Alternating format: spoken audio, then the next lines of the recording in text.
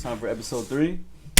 All right. All right, ladies and gents, the boys are back. Episode 3, season 2. We are ready to get with this one. We've been waiting all week, baby. Yes, sir. Yeah, so it's season 2, episode 3, and we're actually going to do this one a little bit differently. We're not going to be, showing news and stuff like that and doing updates. Yeah. No nudes. I mean news. I mean, you know what I meant. You know what I meant to say, ladies. You know what I'm saying? We decided we do a lot of serious episodes. There's a lot of news. The last 2 episodes have had politics, even though that kind of goes against our mantra, against our code.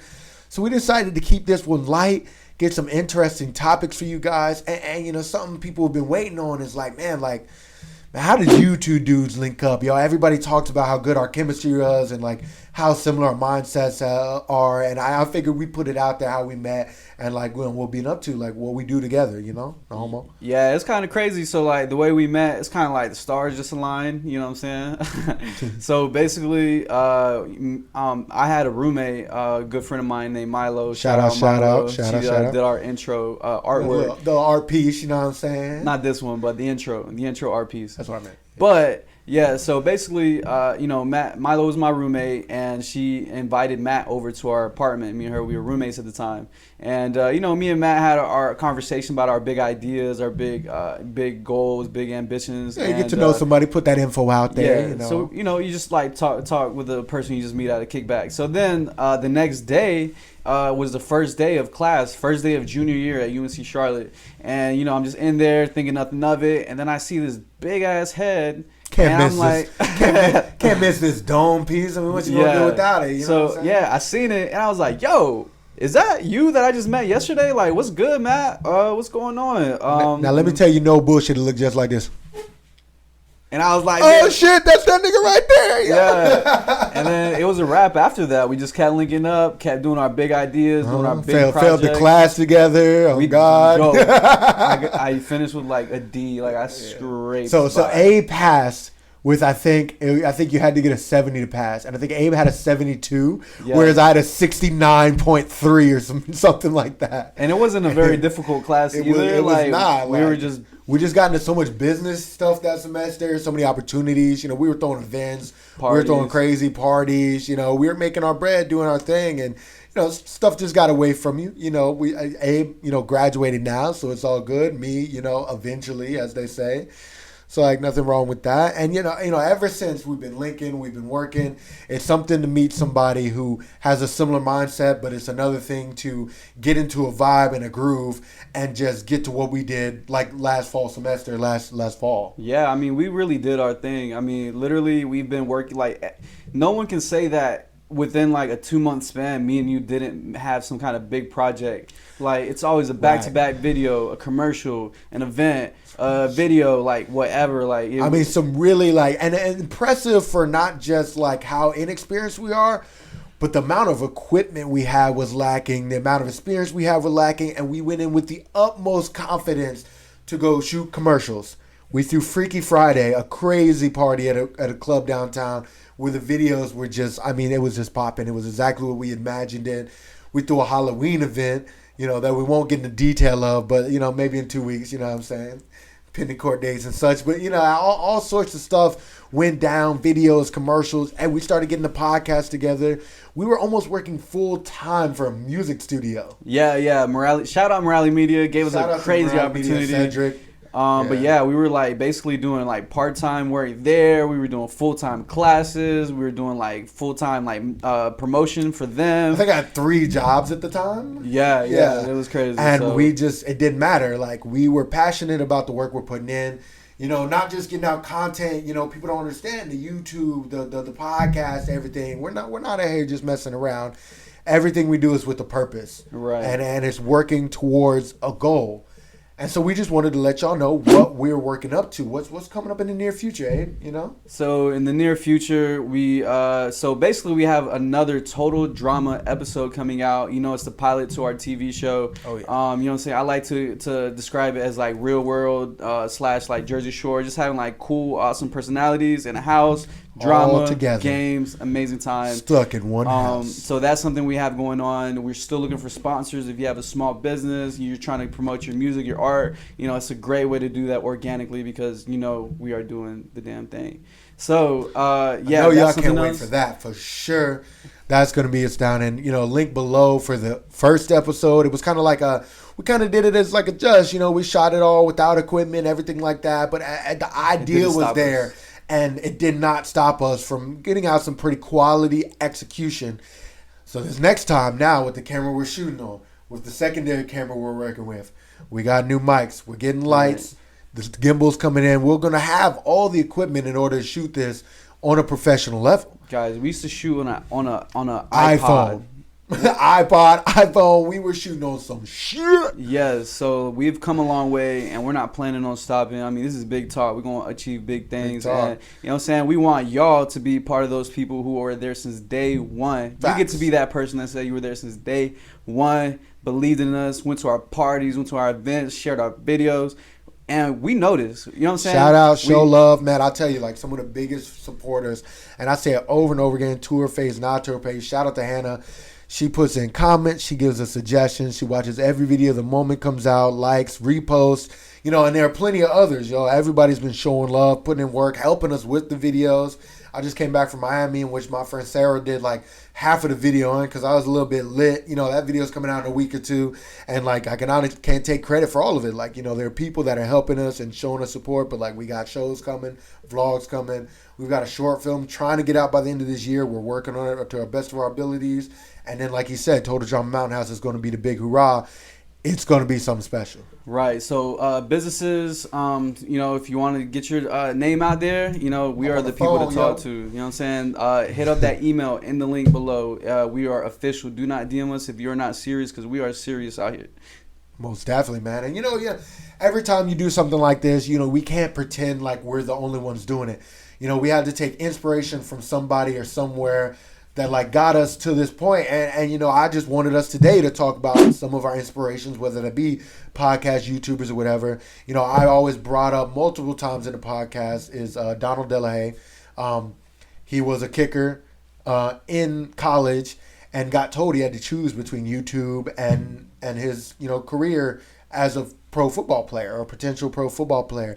He chose YouTube and goes on to create content that gets millions of views, and he posts every 2 or 3 days. And it's his inspiration to, like, not just because he loves the content, because he can do what he enjoys and get paid to do it. And at the end of the day, isn't that the goal for everybody? Yeah, it definitely is. There's nothing more inspiring than seeing someone who's like doing what you want to do in a realistic way. And when you see them going from like step A to B to C to D to E all the way, follow to Z. him the whole way. And someone who has inspired me is my boy BA from Moco. I mean, this guy is like TikTok famous now. Shout out to BA. He does the Mama Y. You know what I'm saying? I'll throw like his merch up there on the screen in a second.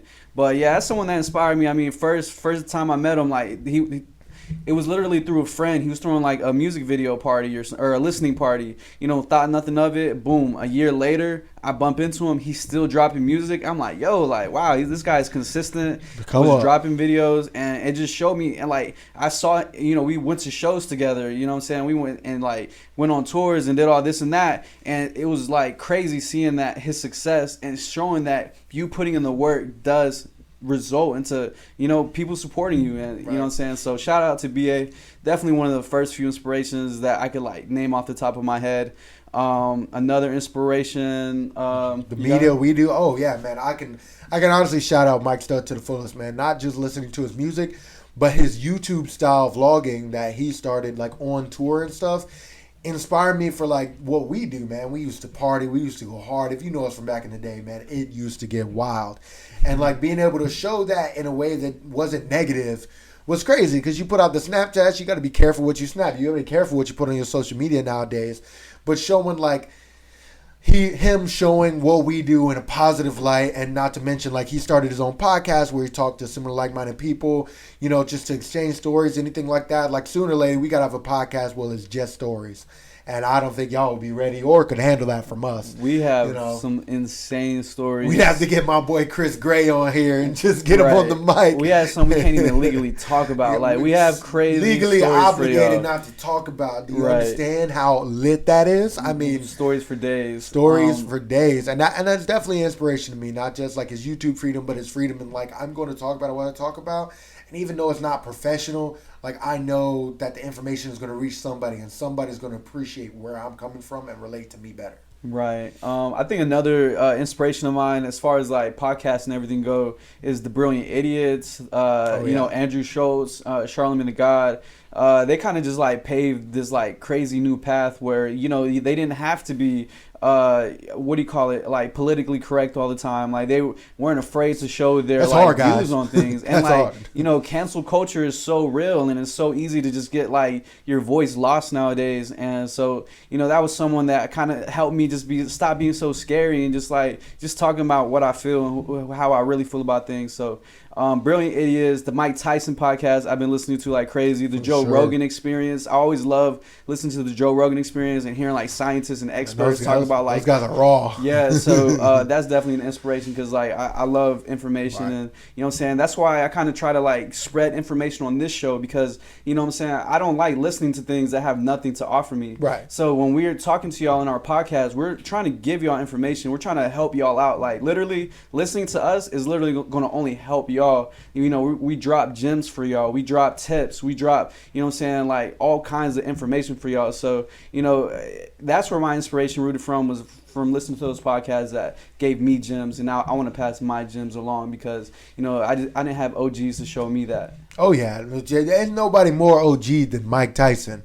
I mean, putting in work since back in the days, hanging with the biggest stars, and literally will say whatever comes to his mind, man. This week has been huge for Mike Tyson fans. Definitely. Him coming back to the fighting world. If you didn't pay for the fight, hope you bootlegged it, because, I mean, it wasn't everything everybody expected, except for, you know, maybe like Nate Robinson getting punched out and blowing Twitter up real quick, you know, but it was crazy, man. It was a good weekend for Mike Tyson fans. Yeah, dude. I mean, literally, I woke up at 9 a.m. and I started pulling up all the tweets and stuff. I put up Nate Robinson's Twitter account, and like the last tweet he said was like, "All right, guys, I'm about to get out there and like, you know, shock the world." Boom. Steph Curry, and then Steph Curry responded after the fight. No lie there, bro. Right. Because him laying face down was crucial. I mean, I've looked up to Nate Robinson as a, you know, not just a short dunker, but a hell of an athlete. Tried out for the NFL. I've always thought, for his size, for his age, he's done some pretty fantastic things. And it's been pretty amazing to watch his body of work. And when I thought he was fighting somebody like Jake Paul, I was like, oh, it's a knockout, boys. Like I was telling everybody, like, he's coming. So, you know, shout out to my boy Richie, man. We were talking about it all day, how Jake Paul was about to be laying just like that. And it ended up being Nate. And the basketball world responded and was like, damn, son. Because that's their boy. And, like, what are you supposed to do? You can't bash your boy, but at the same time, you got to remember, and this is, like, one important tweet that went out, not everybody is man enough to step in the ring with another man. Right. In front of the whole world, with the chance that you get knocked out. Not everybody's man enough to even take that chance. Take some balls. So we can't hate on Nate Robinson for getting in there and giving it his best, but damn, son. Right. Bro, literally 9 a.m. Like, bro, his last tweet was flooded with memes.